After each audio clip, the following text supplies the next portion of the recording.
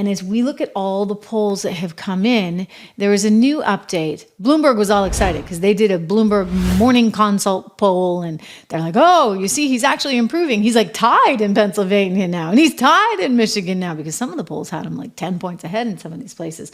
And of course, Biden was flipping out. And Biden was flipping out so badly that apparently, word has it, he started swearing at his staff. And so they went and found him a new poll, I guess. So Bloomberg out with a new poll. Let's show those numbers, Drew, because these are interesting to see. What I'll tell you about these numbers that you're seeing, not these, because that's where I'm going. What you see with these numbers, which, there we go. Okay. So these numbers on the screen right now show you Georgia, Arizona, Nevada, North Carolina. That's where he's ahead, and he's looking as though he's, in pretty decent territory. But Pennsylvania, Michigan, he's now allegedly tied there. And Wisconsin's always been hit or miss. He was actually down in Wisconsin quite a bit, and then he pulled ahead, and now it looks like Biden's up one. I can tell you that the sort of over-under here on this poll is a percentage point. So it could be that, maybe that he's tied in Wisconsin. But Donald Trump is really looking forward to one thing.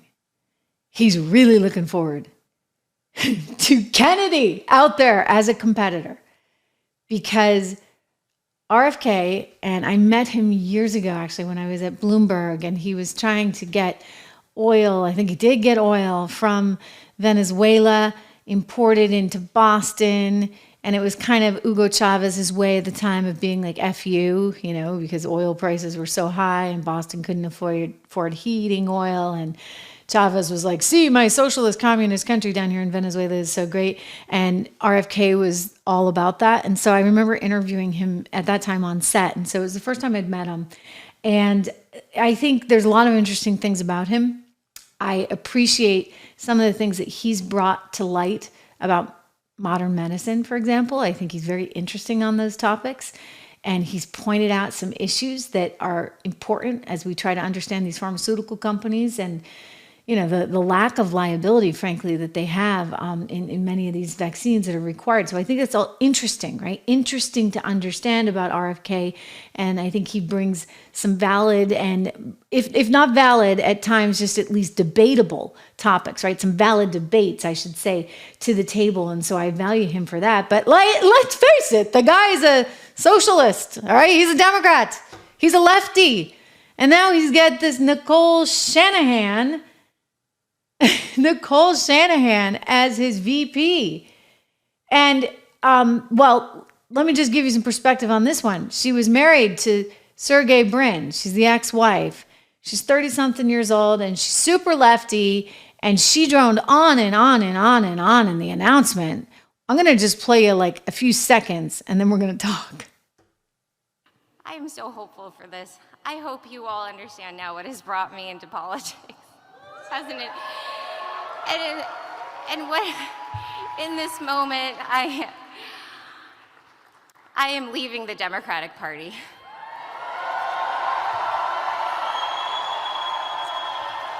Okay. But she's really a Democrat. So you can see him there. He's proud of her. Well, this thing just goes on and on and on. She's leaving the Democrat Party. She's got a ton of money. She's the one who paid for his $500,000 Super Bowl commercial. I mean, she was married to the Google founder, for goodness sakes. I hope she got something out of that divorce. So she's got all the money, and she's going to help bankroll him.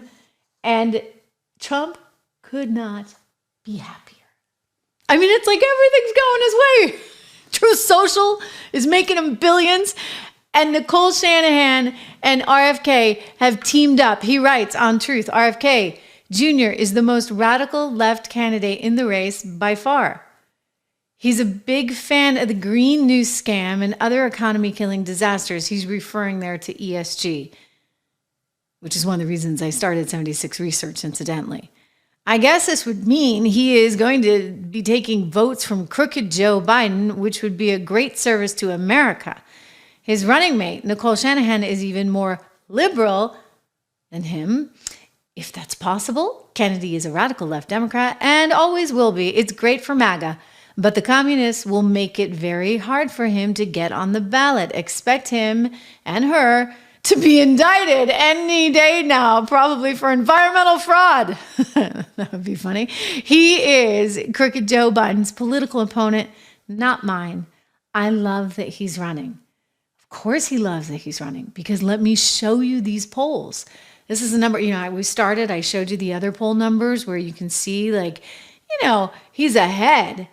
But once you add RFK in there, he's really ahead. So if you look at all the polls that are out there right now, and this is one of the things that Real Clear Politics does, they look at the averages and they say Trump is leading Biden by 2 points. I actually think that that's somewhat understated, because I don't think people are totally truthful when they talk about who they're voting for to those pollsters. They never, ever want to say Trump. Like, they're afraid to say Trump, and you understand why. I mean, for goodness sakes, you can go buy a share, maybe sort of quietly, privately, of Truth Social, but to actually tell the pollster that you're going to vote for Trump, well, that's a whole other thing. So consequently, they're not always forthcoming. Therefore, I think these numbers are actually better than what you see. He's ahead 2 points, but that's in a 2-candidate race. If you put Kennedy in there, what happens?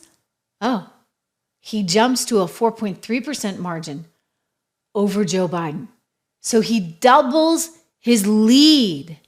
It's incredible, incredible, incredible.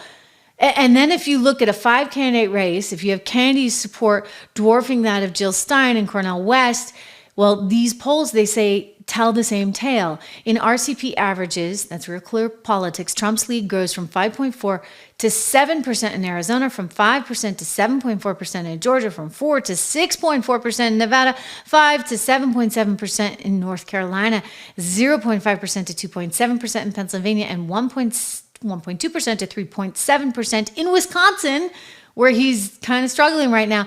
Michigan is the outlier. They say Trump's lead actually drops slightly because maybe some people in Michigan are actually going for RFK, and the margin goes down from 3.9 to 3.3%. So interesting. And you can see why the left is getting all worked up. You had Jen Psaki, who's the former press person at the White House. She was on her program, or somebody's program, over on MSNBC, and here's what she had to say. Watch. Science and all sorts of other things. Right. But I will say, Mika, I was nodding along as Tom was just talking. I think this is the biggest challenge. There is unquestionably, Trump has a broad support in his base, as we've just been discussing, and we've seen that play out in the primary. That's the only piece, though, we know at this point. He has problems among independents and problems with an expanded electorate. But these third-party candidates are a huge, huge, huge problem, and there's a number of them. If you look at RFK Jr., it's the name recognition issue, as Tom was just talking about. And there are still states in this country, obviously, I mean, Georgia is one of them, I will name, where the Kennedy name is beloved, right? Where people may just not where they may just not know a lot about the fact that he is an anti-vaxxer who's a conspiracy theorist. They don't know that yet. So this is something, there is an aggressive effort that the campaign has been working with the Democratic National Committee on to run on this, but it needs to be broad. People need to be shouting it from the rooftops, because this is one of the biggest threats to Joe Biden being reelected, is these third-party candidates. If you look at Michigan, Mika, and I know Senator Alyssa Slotkin is going to be on later. I almost called her Senator. Congresswoman Alyssa Slotkin is going to be on later. Michigan is a state where RFK, I think, is polling at 10%, right? And so this is a place where Joe Biden needs to win, and RFK Jr. is making a real threat to that. So it's A threat, a real threat, a big threat. These third-party candidates, how dare they? How dare anybody else get into the race? Well, if he's that big a threat, I think that Trump could be right. You know, they have ways of dealing with those things, right? I'll be very curious to see how this shakes out and whether or not he gets into a lot of trouble. Because when you look at those polling numbers, one thing is very clear over and over and over again, to me anyway, it's that the Democrats in general don't trust Joe Biden. When I've dug into some of these numbers, what I found is, if you look at the spread between Trump and Biden, when it can be rather narrow on who you're going to vote for, when you look at the economy, you're seeing a 20-point difference. When you're seeing the border, you're looking at a 30-point difference. I mean, a 30-point difference, you guys. That shows you Americans are like, Biden can't do it. And Democrats are saying the same thing. And over and over and over again, they keep coming back and saying he's too old. He's just too old, and we're concerned about him. Rightly so. I mean, how many times have we seen the tape of him falling? Which, you know, it's real. At a certain age, you run these risks.